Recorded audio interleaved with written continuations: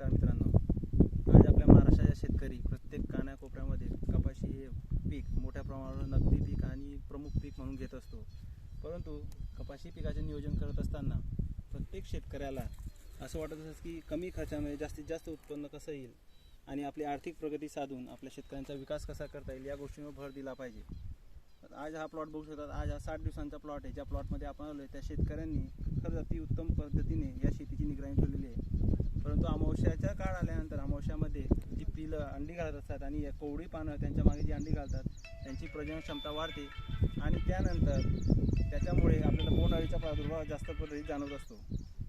त्यामुळे अमावस्याच्या 1 दिवस आधी किंवा अमावस्यानंतर 2 दिवसांच्या आत आपण जर इथं मावा, तुडतुडा, पांढरी माशी यांचा प्रादुर्भाव असेल तर उलाला, त्यानंतर याच्यामध्ये फुलपातीची संख्या जर आपल्याला शेतामध्ये कमी वाढत असेल तर आपण बायो एन्झाईम, इसाबिऑन, बापरे इथला